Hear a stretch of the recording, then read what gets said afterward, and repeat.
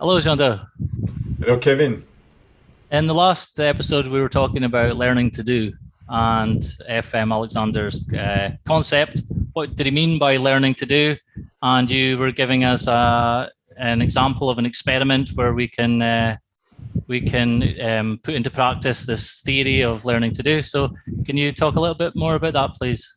Yes, yes. To start slowly, I wanted to talk about the difficulties that we encounter with learning to do, especially as you and me, we've both been trained with the modern Alexander technique. We are both Alexander teachers in the old way, as in the new way, and there are many difficulties with learning to do in the modern Alexander technique. And I had to find ways to evade or to, well, uh, bypass these difficulties.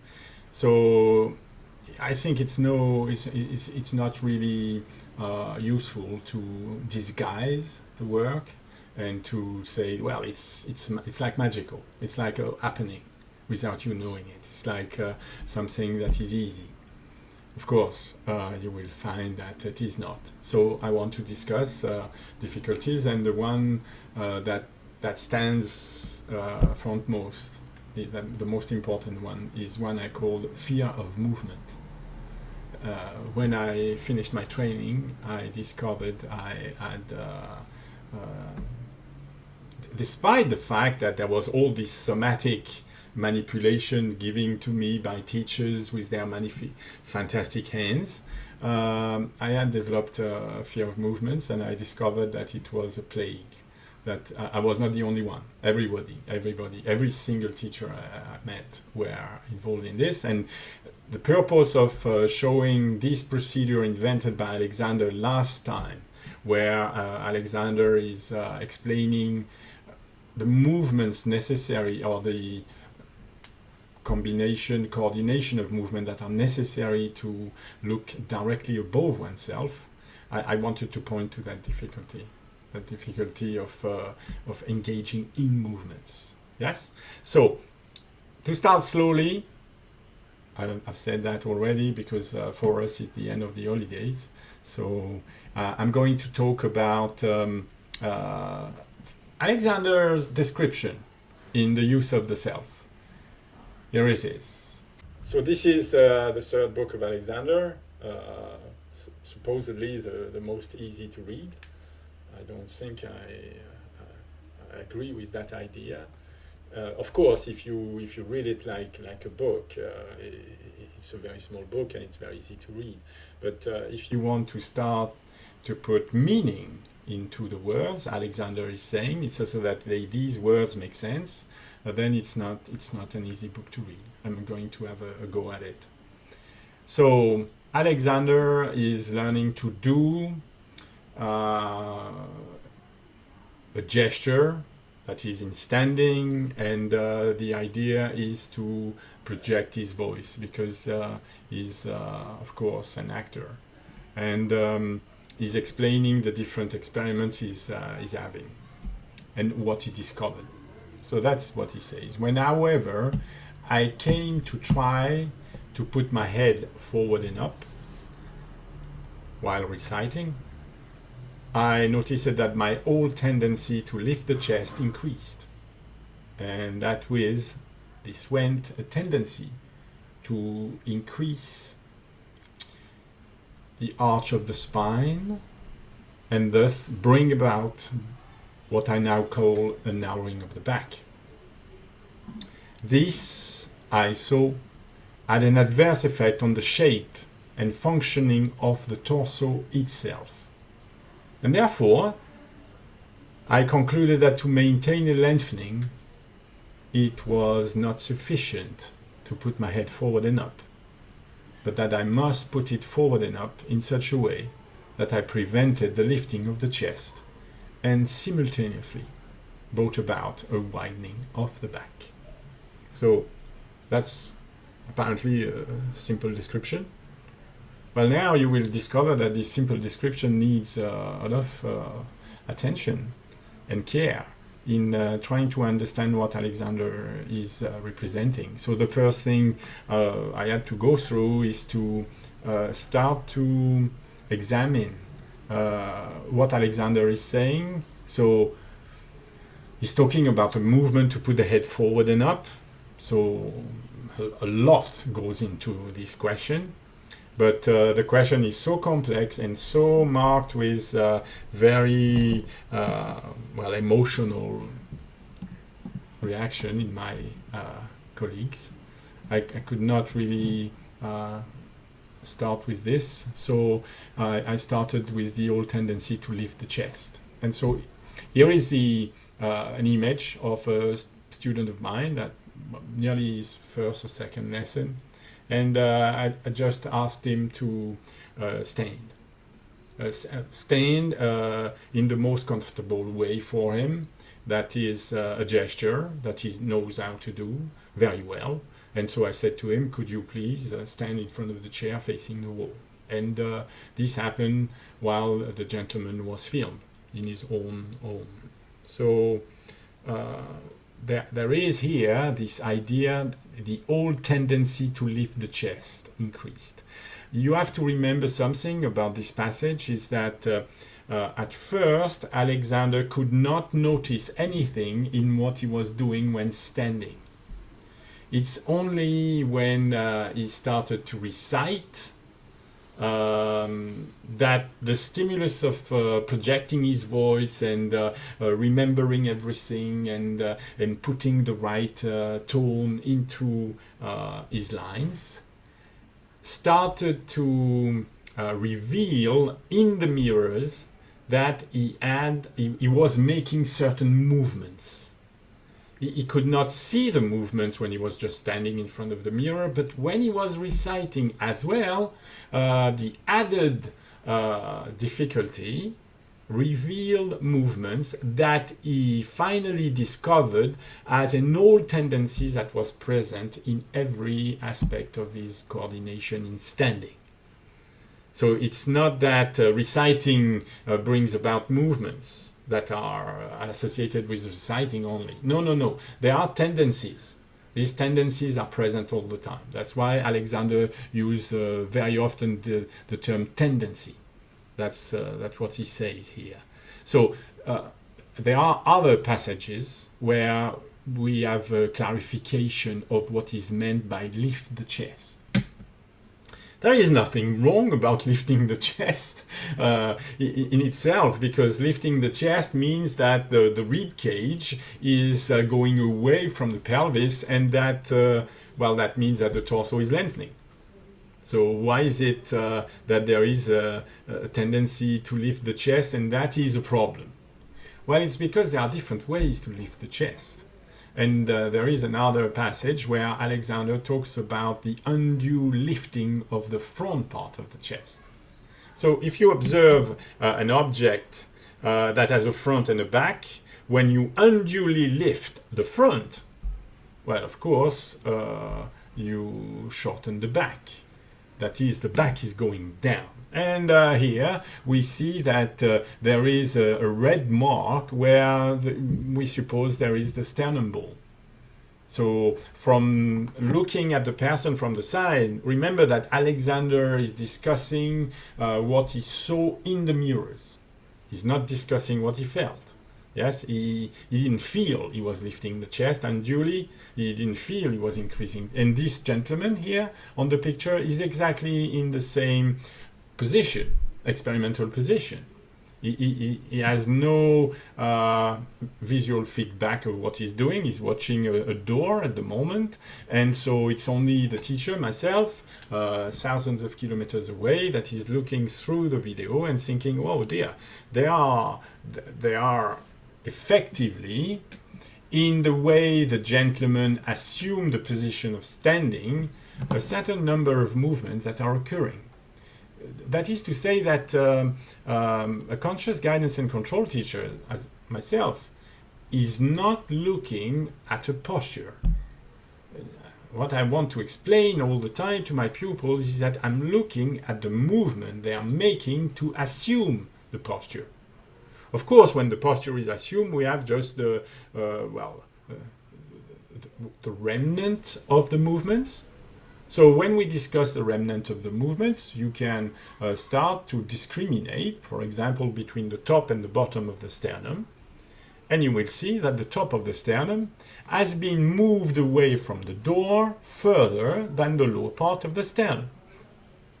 And this I will call lifting the front part of the chest unduly.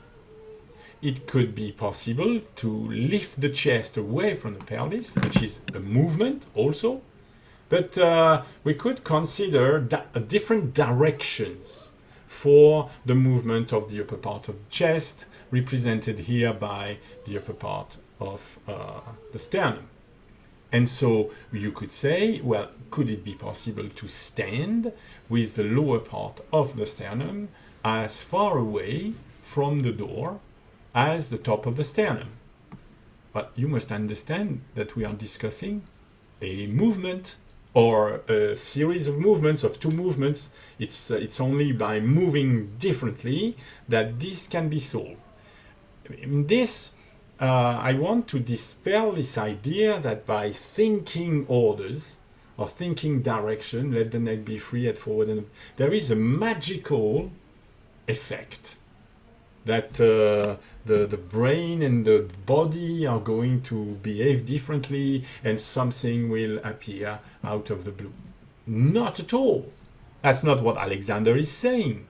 Alexander is saying that when there was this stimulation of putting, of course, the head forward, or trying to put the head forward, which is a movement, but there was other movements that were associated with it without the person noticing, without the person being aware that the movements were connected together. So the solution is not a magical solution Alexander is examining. He's examining first the idea that one movement can be associated with other movement, and these other movements have an adverse effect on the shape and functioning of the torso. So the upper torso is lifted unduly at the front, and we see that there is an increase in the arch of the lumbar spine. Well, to arch a bar, you need at least three movements. You need two movements at the extremities. So let's say the extremities is the top of the middle torso, and another extremity is the lower extremity of the lower torso. There are two movements. One is back, one is back. There are two movements back and one movement forward. These are three movements. So here we see that the gentleman is performing a coordination, and that this coordination associates also a movement of the top of the middle torso. I discussed the movement of the lower part of the middle torso going back, but the top of the middle torso, is going forward. And this is seen because we can see where the ankle is in space, and we see that the top of the lower torso and the middle torso have been thrown forward of the support.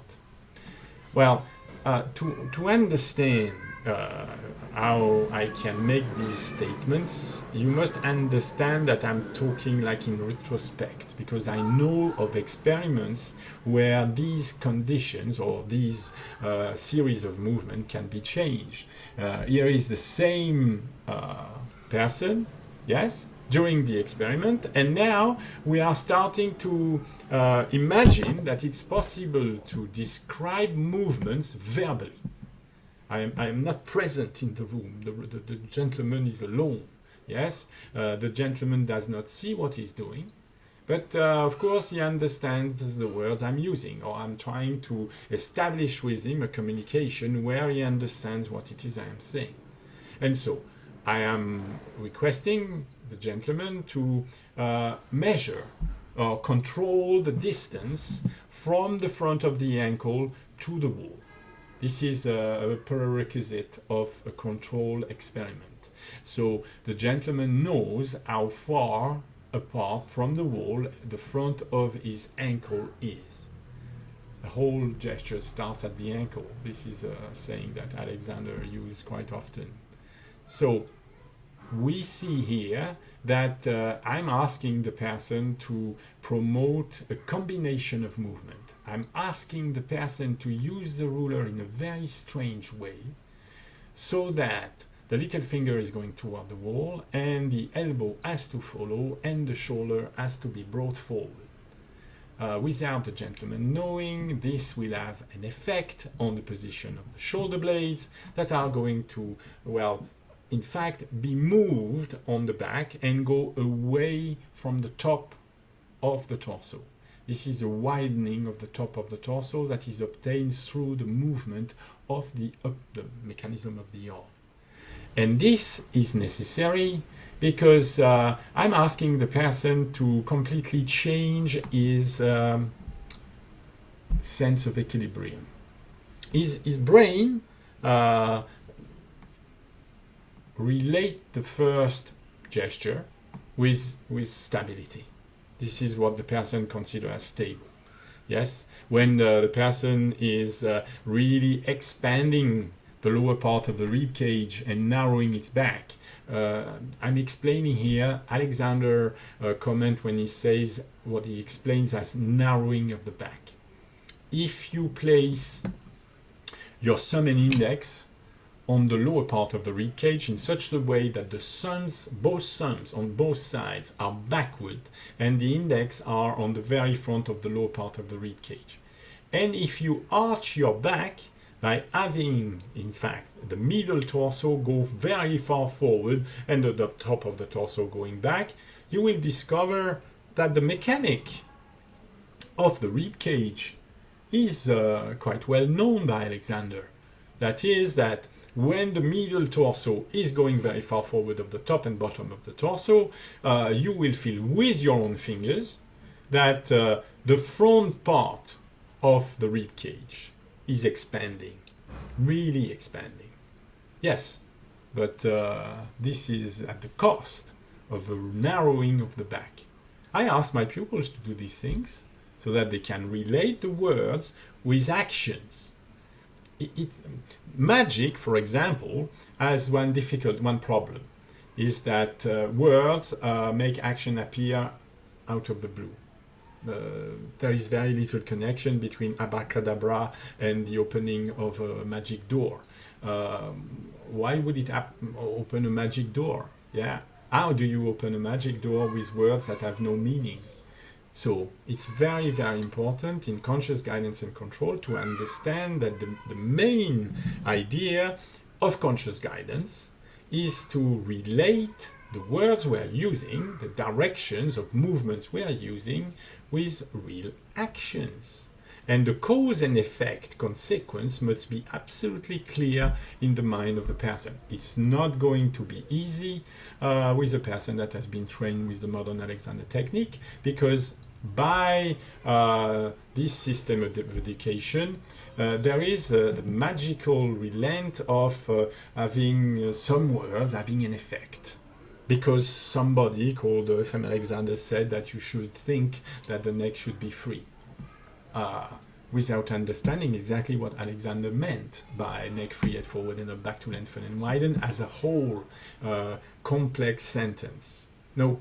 So we see here that the gentleman is, in fact, starting to change his concept or conception of equilibrium. His conception of equilibrium in the first image is based on what he feels, and I can tell you that when he's on the image second, the one I'm pointing to with my cursor, his feelings are telling him that he's falling backward. And I explained to him that that's why I want him to start to change the direction of movement of the upper torso in his standing gesture. This is what he's doing. When the shoulder girdle is moving forward, as it must be when the little finger is very close to the door and the elbow is going forward and down, slightly downwards, as Alexander says, then you start to see the widening of the back and the upper torso is coming forward. The upper spine is coming forward. The upper spine coming forward is, a necessary movement for the cervical spine to go forward and for the head to go forward. So that in the end we'll see that the head will come much further forward from the middle torso, from the middle back if you want, rather than here where the head is really pulled back and the middle torso forward. So progressively you see that the gentleman is completely transforming his gesture. He's incorporating movements. Yes, and he's continuing one movement while he starts to develop a new direction of movement for another part. Well, it's absolutely obvious that the gentleman is seen to lengthen. And where are we finishing this experiment? Well, we are finishing this experiment with, you see, the two rulers that are measuring the distance from the front of the instep, from the front of the ankle to the wall, is the same as the top and bottom of the sternum. So that the undue lifting of the front part of the chest is finally solved here. You see that the gentleman is in fact standing with, well, the upper torso more or less vertical. It's reminiscent of an image that I took from Alexander lesson in film. Yes, it's a still image, and you can see that there are still defects. We see that it has not been possible for the gentleman to maintain the hips as far back as is possible without falling back. And you see that there is still a shortening of the lower back. But apart from that, well, you can say that if you compare the first image and this one, you will see that the head is much further forward from the back, from the middle of the back. So I'm reading Alexander and I'm trying to make sense of what he's saying, but this is just the superficial representation of the gesture. It's more important to follow Alexander into his procedure. And his procedure can be analyzed. I've analyzed the procedure. It's the same sentence. When I came to try to put my head forward and up while resitting, I noticed that my whole tendency to lift the chest increased.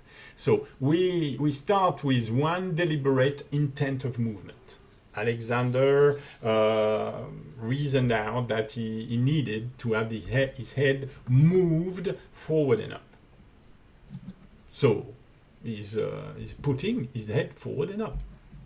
But he's watching himself in the mirror. He's observing. And what he starts to observe is that the movement of the head forward and up is not independent of other movements. It's like causing other movements. And these movements are very interesting because they are involuntary. They are not conscious. Alexander does not know he's doing these movements. This series of movements is compacted into one action. There is he has one deliberate intent of movement that you must imagine goes against his feeling sense. His feeling sense is to have the head back and the middle torso forward, and he's going against it. And that deliberate intent of movement that is against his somatic subconscious direction, well, is in fact causing movement that are according to his sensory habits. And so this is starting to interest him because he sees that this has an adverse effect on the shape and functioning of the torso itself.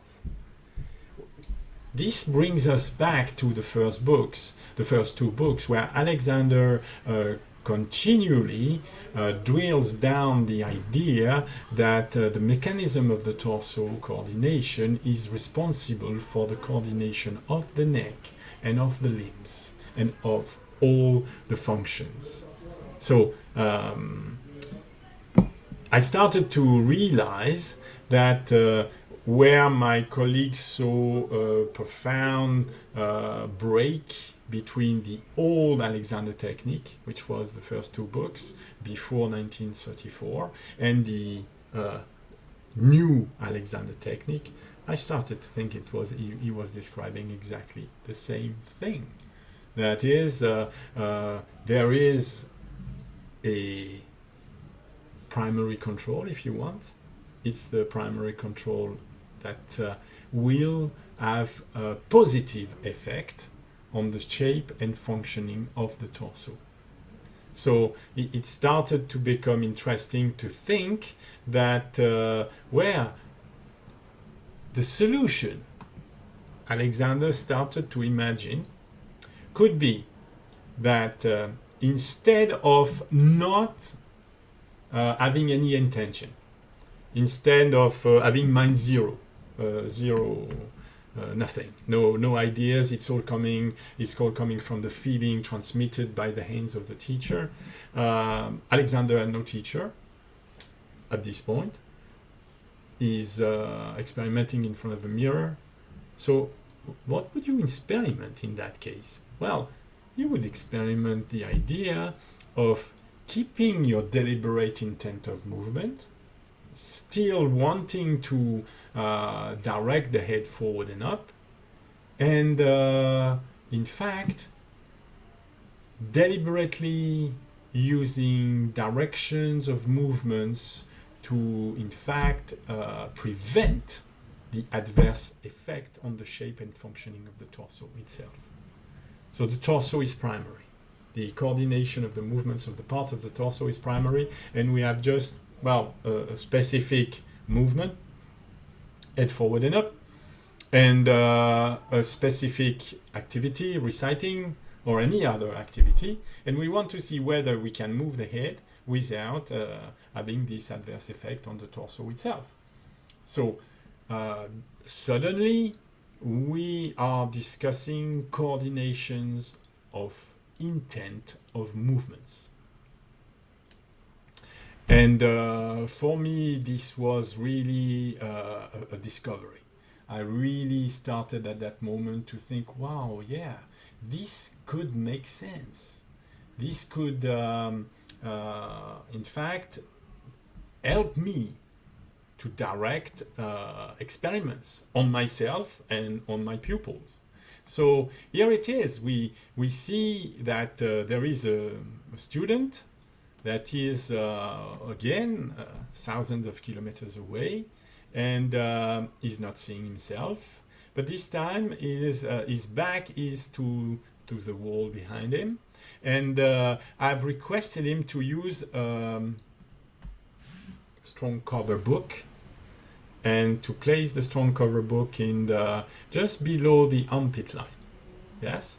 So that the middle torso, spine, is against a resistance. The resistance of the book placed on the wall. Also, I have requested him to, in fact, measure the distance from the heel to the wall.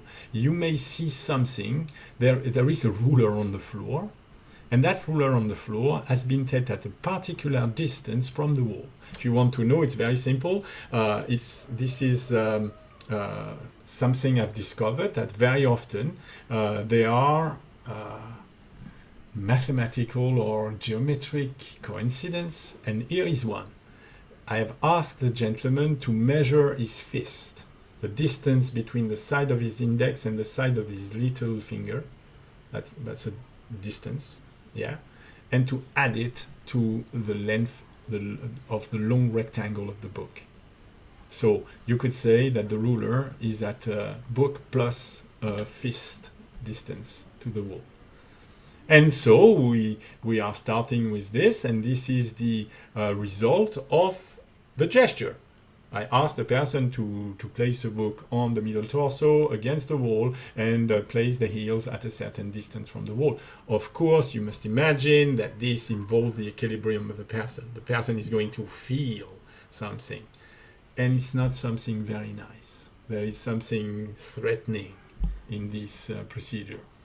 Well, it's not a life threat. It's a threat to the sensory habitual perception of equilibrium. And so from there, you will find that I am requesting the gentleman to, in fact, perform a deliberate series of movements. I'm asking the person to bring the upper part of the sternum forward, the lower part of the sternum pressing back on the book, and I'm requesting, and you can see that the gentleman is using his right hand and the right hand is on the lower part of the rib cage, and I'm requesting him to understand that what it is we want. We want to rotate the rib cage backward so that the part of the spine that is touching the book in the first image is then pushed upwards, so that the upper torso can go up at the back, but at the same time, I'm requesting him to lift the rib cage forward and up at the top. And well, you see that there is a marked change in the shape of the torso, yes, when the person is following the directions of movements that are coordinated together. These images, in fact, relate the construction of a complex intent. You can intend a movement when this movement is described to you. So we use spots. So for example, this gentleman is touching a spot on the bony rib cage.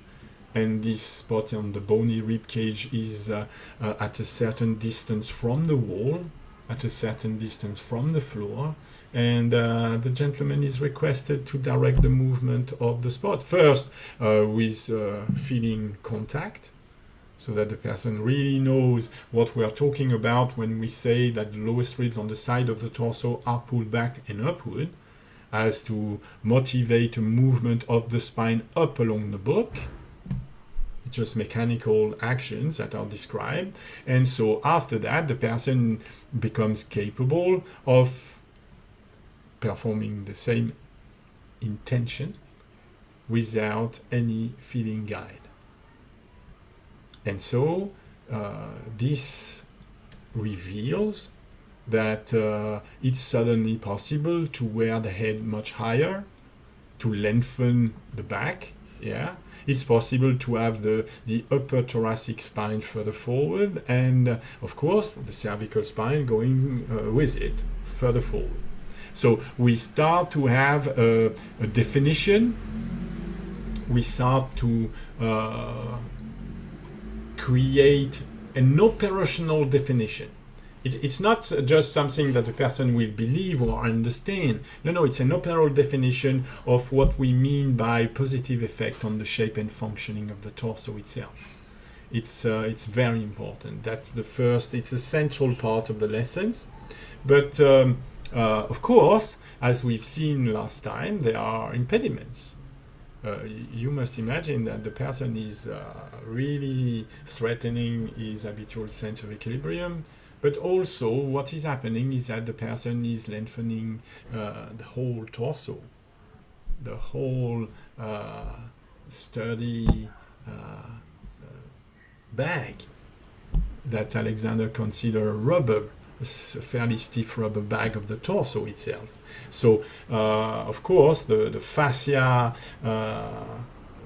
adhesions, the fact that there certain parts are not moving very well because the person has a habit of gestures, habit of coordination of movement that leads to a shortening and narrowing of the back. You must imagine that the thoracolumbar fascia is not going to slide very well. The different sheets of the fascia are going to be more or less glued together. And at first, what will happen is that the feeling that the person will get when coordinating different movements is going to be a feeling positively of fear. It's what I call fear of movement. The person wants to experience nice movements and nice feelings and feelings of ease. Where could I get easier? Well, you cannot get easier by having a lesson of conscious guidance and control with me. That's absolutely certain. Because change is about mechanical change. And if even you must understand also muscles. You may have heard of nodes of tensions in the muscles. There are fascias inside the muscle, and the fascia inside the muscle tend, from misuse, to become stuck and become like rigid nodes that you can feel, spot of tensions that you can feel somewhere. And of course, these spots, these adhesions, these impossibility of movement have to be resolved, and that can be resolved by promoting movements. So promoting movements will mean pain, will mean feelings of tensions. If you've been trained with this idea that the Alexander technique is about lightness, is about freedom of movement, well, you're going to think twice, because engaging in new coordinations of movements is going to make you feel tense. It's going to feel like stretching things that are like painful, and resisting and scratching. Whoa, I can tell you, this is going to be a very strong impediment in learning to do, in learning coordinations of movements. So this is why when we discussed last week this idea of bringing the head back, well, in my training course, I don't think we did explore movements of the neck at all. The freedom of the neck is a concept so strong, so associated with ease, with doing nothing, with that there is no development of any intent of movement. I'm not talking about performance, I'm talking about intent. All the teachers I have had having lessons with me, and when they start this procedure of looking directly above oneself, where we want to explore the capacity of maintaining the movement of the torso, so that there is no adverse effect on the shape and functioning of the torso itself, you find that most people just cannot understand that to bring the eyes to look upwards, the first movement is to bring the head back. And to bring the head back, you have to lengthen the mechanism of the torso. You have to create the condition I've exposed earlier when we were looking at the young gentleman that was, in fact, organizing the movement of the part so that the upper part of the chest was not unduly lifted, so that, in fact, the middle torso was starting to lengthen and the narrowing of the back was reduced. So Alexander was saying, you need to first organize the torso, but second, you need to bring the head back. So I was really interested in this, because if you now compare the two situations, Alexander watching himself directing the head forward, and now Alexander directing his head back. Well, suddenly you think, okay, if the torso is central, you could direct the head back or the head forward without having any adverse effect on the mechanism of the back, of the torso itself. So suddenly this was like madness. This was madness in the sense that it was totally against what I was learning in my training school of the modern Alexander technique. So what have we got? First lengthening, and then to bring the head back so that we may direct the eyes upward. But Alexander is talking about sequence of movement. And I'm saying that this sequence of movement, of course, has been lost by somatic teaching tradition because of the fear of movement. If you start moving the head back relative to the upper torso, at first, I can tell you, It's not going to be pleasant. And you will discover that at first it's nearly impossible for you to, in fact, put in practice the intention of movements. You can have the intention of movement that is given to you by a teacher, that is going to tell you, do not lift the chin forward, bring the head back, to look directly upwards. And you will find on video that it's not what you're doing. That despite having somebody repeating to you what is the correct sequence of movement, you will find that there is a sequence of movement that imposes itself on you. Your habit of moving the head, and especially of moving the mechanism of the neck, is completely, resistant to change at first. It's only through the complete understanding of the sequence of the movement that suddenly you will start to see that there is a possibility to transform the intent of movement into practice. There is a strong distinction to be made between the intentions of movements you can have, well, especially here because we are discussing something like 6 or 7 intents of movements at the same time, and they are putting into practice. And so when Alexander gives the experience of lengthening and gently tilting the head back, you must understand that for the pupil this must be something completely new. But also this, you must understand, this is something that the pupil may not be able to reproduce. There is this belief that you can expand your knowledge by feeling a movement repeatedly. Somebody is moving you, and so your knowledge of the movement is going to increase. This is the idea of the subconscious somatic knowledge. In my experience, this is not happening. In my experience, there is very little knowledge of unknown movements that is developed, not only because there is very little understanding of the movements when you are moved by someone, but also because it's not the way we learn movements. We are intellectual creatures, and we need to have a representation of what is wanted and what is not. Yes? And so we have a need of cause and effect consequences. Alexander is saying that in order to look directly above oneself, in order to direct the eyes upwards, you should not direct the eyes upwards.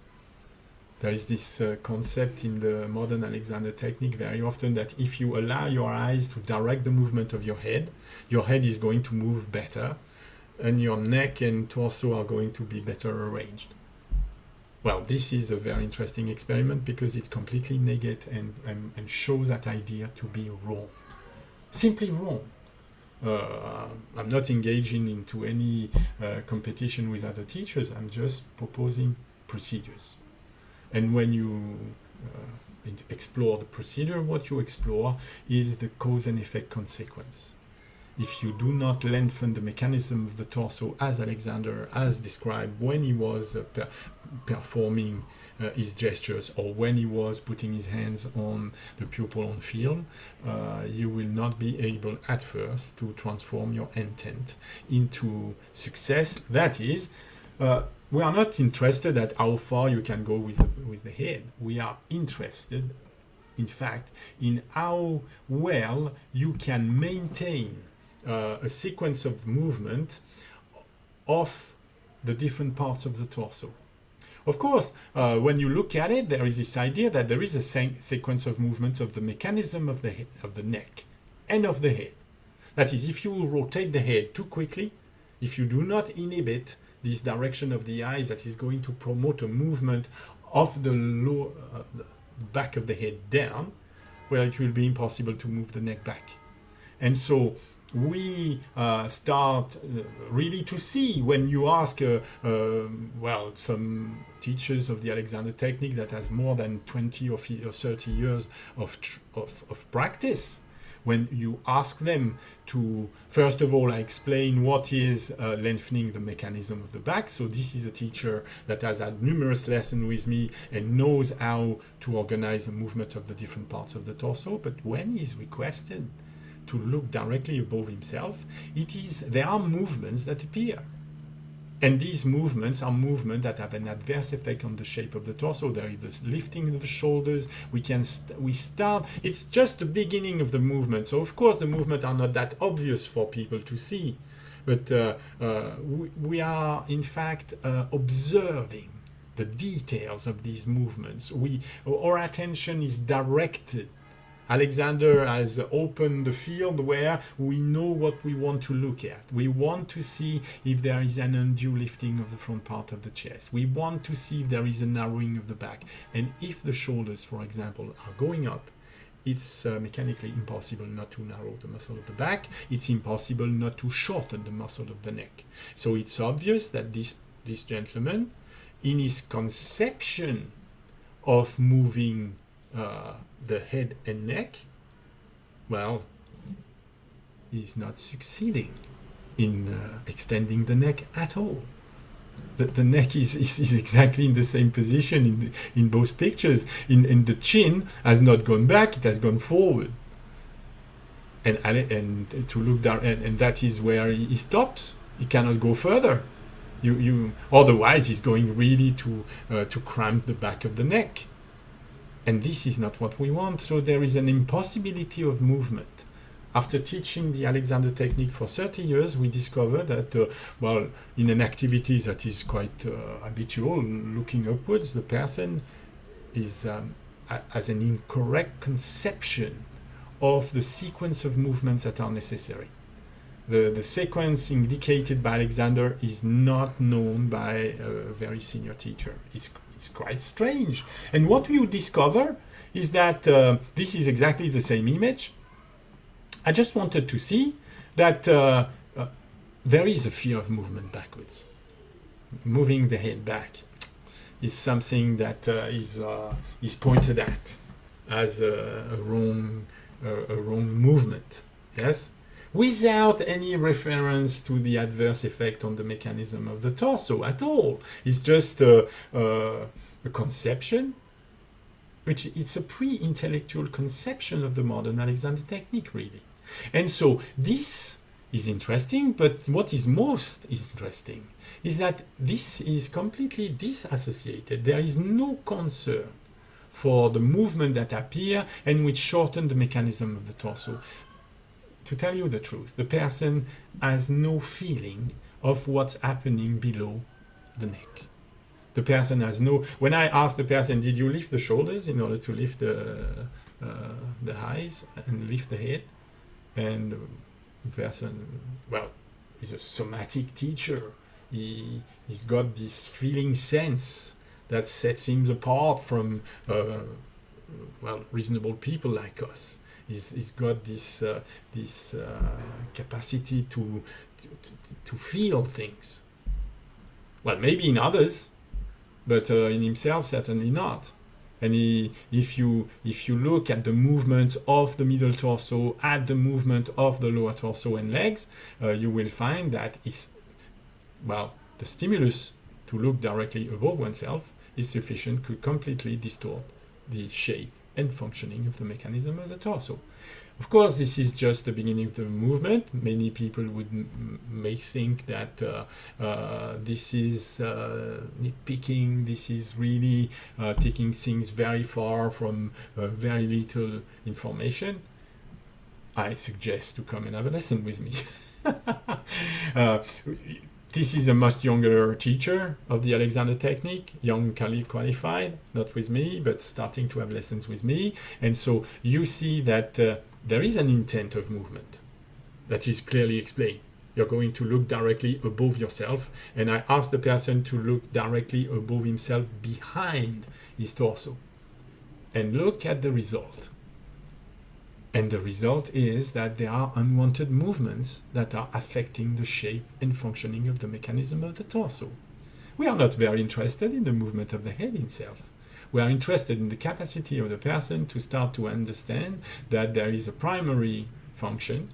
It's the function of the mechanism of the torso, and it must be organized despite the fact that the mind is directed at performing a particular movement with the head.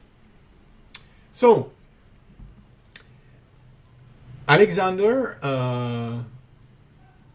when he writes, is often misunderstood. I read an exchange on the social media discussing this very sentence. It's a sentence, it's not page 9, it's page 19. It's 10 pages away from the beginning of the use of the self. And what Alexander is saying is that he decided at one point to confine his work to giving himself directions for the new means whereby. So now you understand what I understand. What is my personal translation of this passage? Is working at the intents. There are different movements that should happen, and certain movements, so definite movement that should not happen when the head is moved either forward or backward. There is no problem. He's looking backward. Looking at the ceiling is no problem for Alexander. He explains to Binkley, he says, I am lengthening, and I'm lengthening the self when looking back or looking forward. And so we have some work to do. And we have to explore this sphere of movement because, of course, at first, when you're going to bring your head very, very far back, you can't see me, I'm doing it at the moment, that's stupid of me. Then the first thing you will encounter is difficulty, is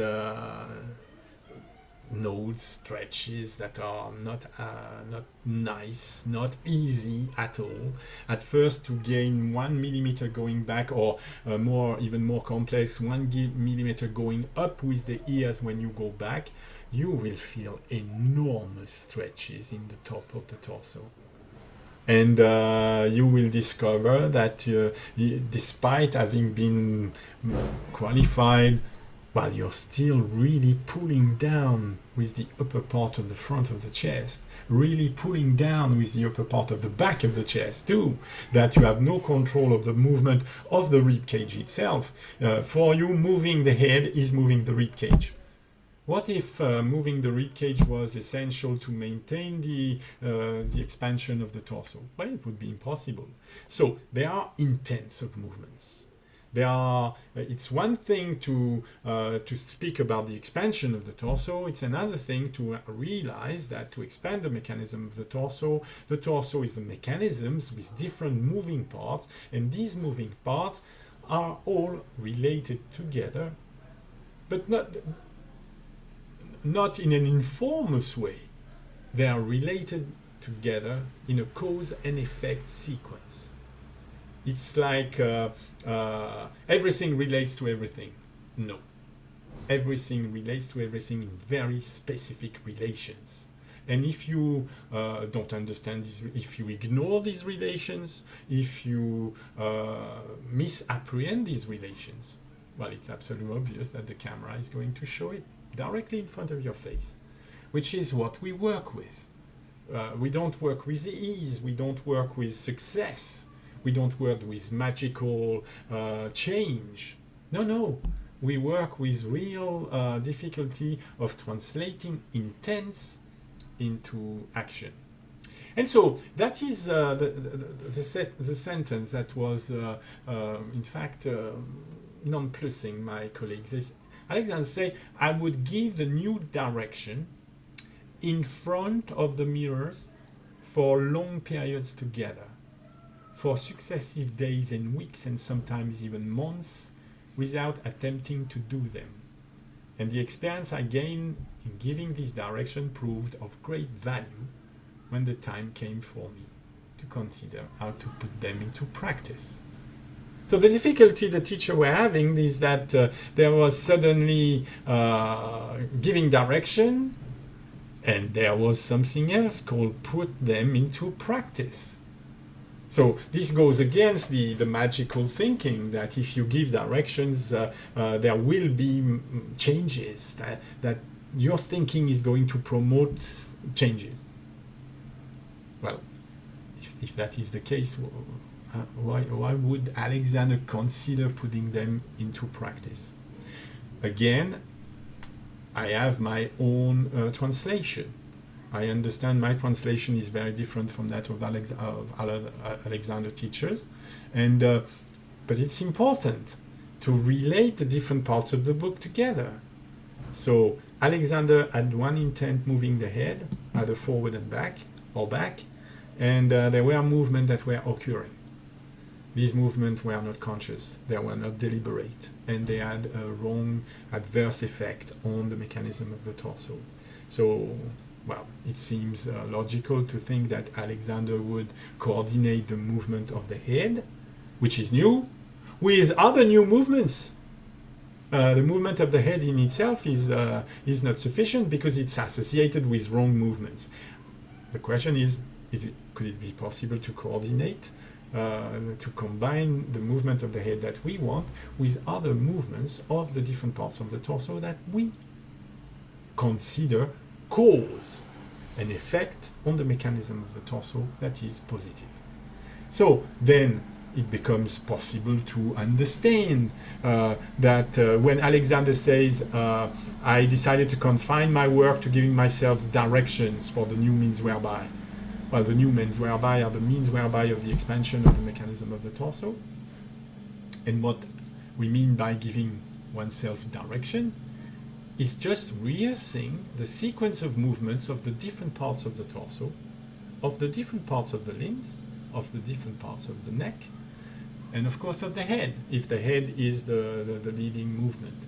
And so when Alexander say going to give himself directions in front of the mirror,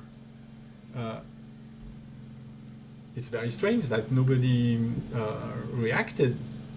Why would he need to be in front of the mirror when simply rehearsing in his mind the intentions of movements that were necessary, so that not only the head would be directed forward, but the mechanism of the torso, the limbs, and the mechanism of the neck could be also organized in the way he wanted.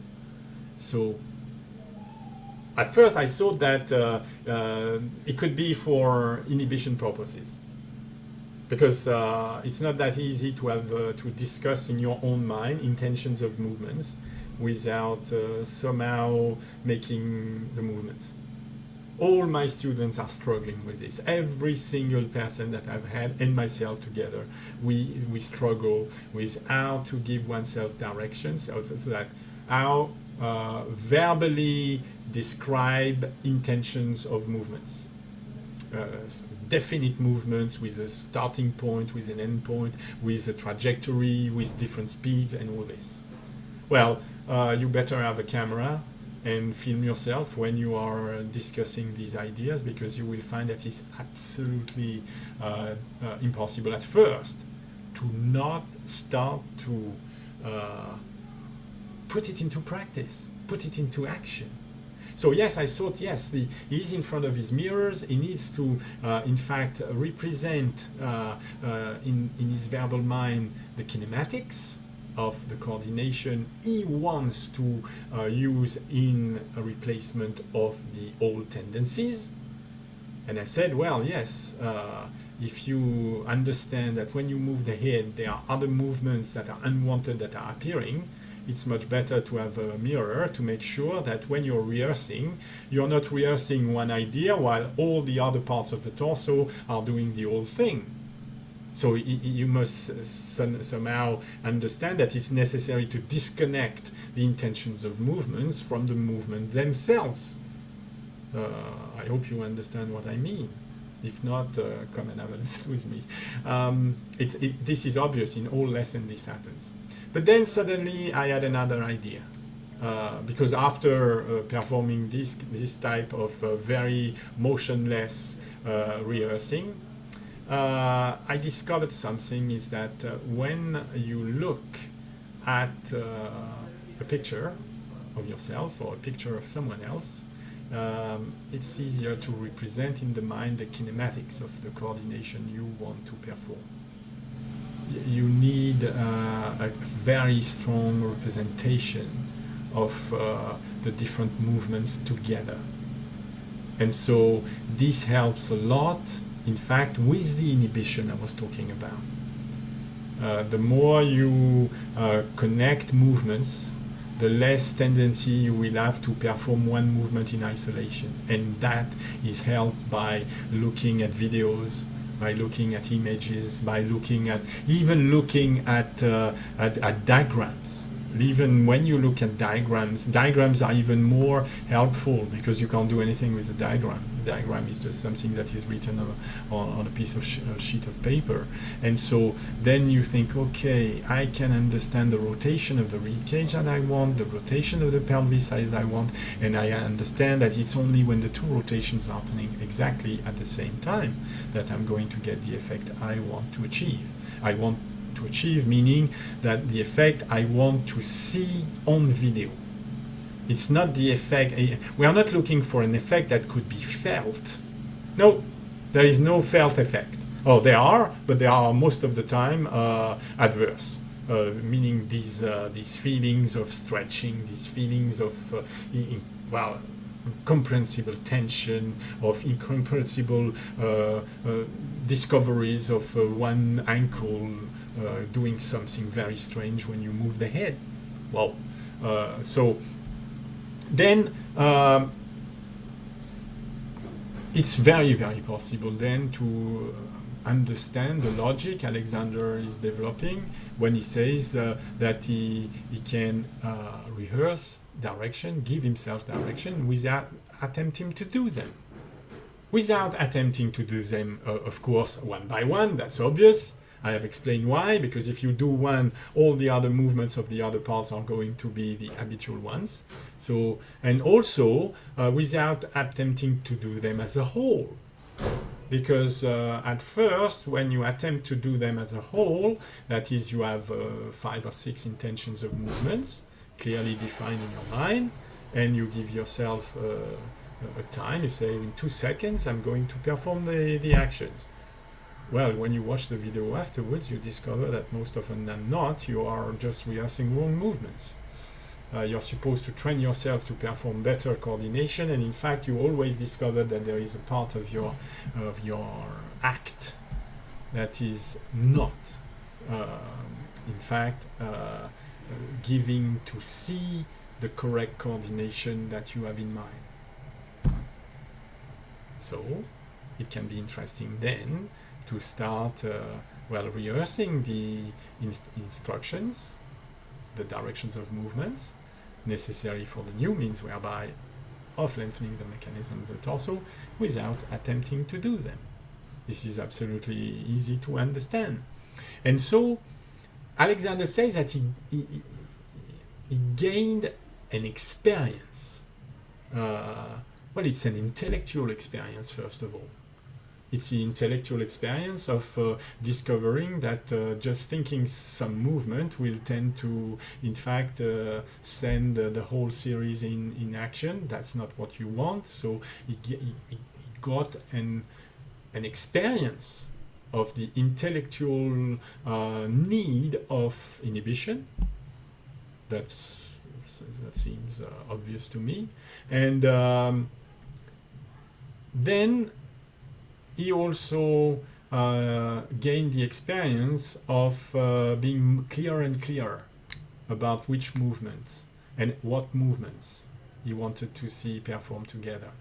That would, of course, be a great help when the time came for him to consider how to put them into practice. So to put them into practice is like testing. Uh, well, can you lengthen the mechanism of the torso? Yes, demonstrate in front of a video camera. Can you lengthen the mechanism of the torso when you're pulling the head far back? Again, a test in front of the camera. And now there is another question that is related to the fear of movement.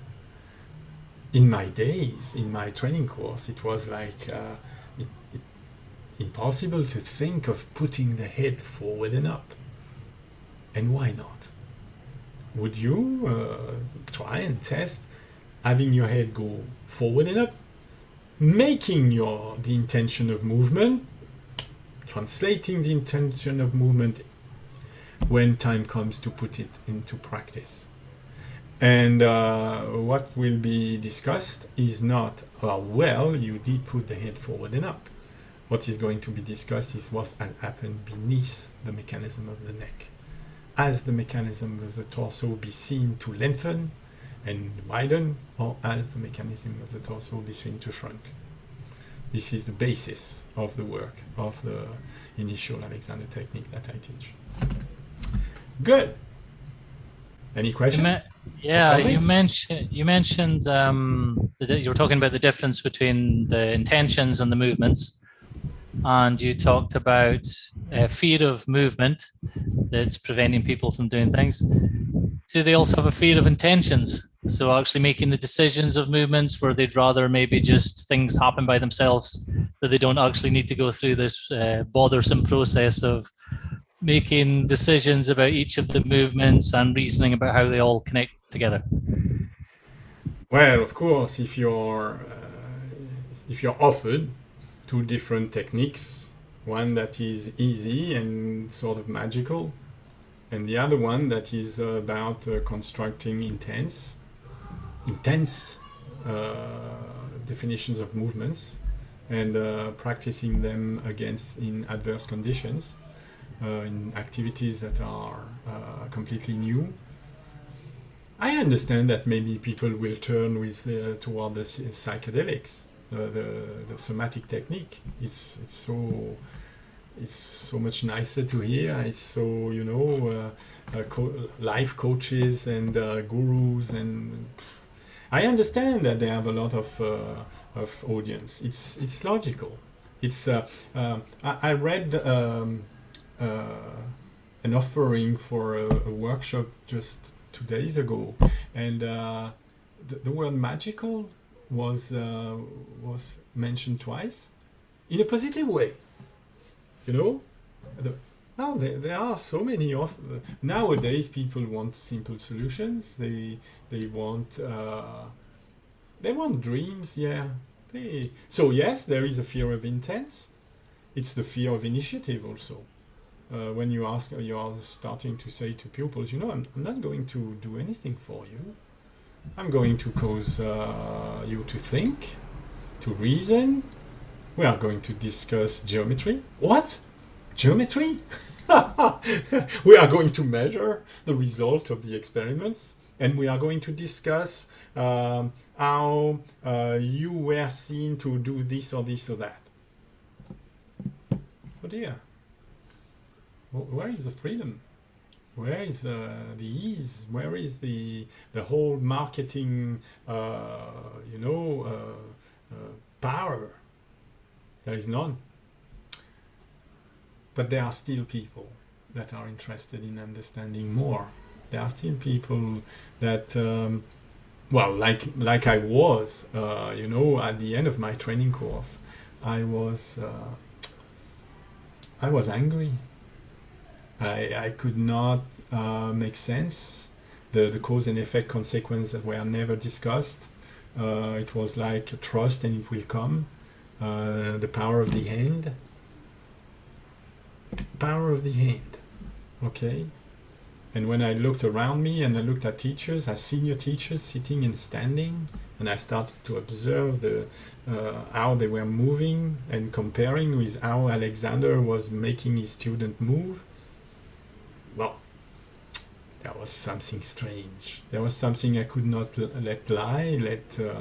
I had to, and there are many students well, all the students that are coming and have lesson with me are people that are asking questions. There are much more people that are asking questions. So there may be a fear of intents, there may be a fear of movements, but there are other motors, there are other incentives in this world, and so it's just a phase, the beginning. At the beginning, whoa, pulling the head back, is he crazy? I understand that some teachers would react in this way, but I have all the baggage, the writings of Binkley and other teachers to show that Alexander was doing it.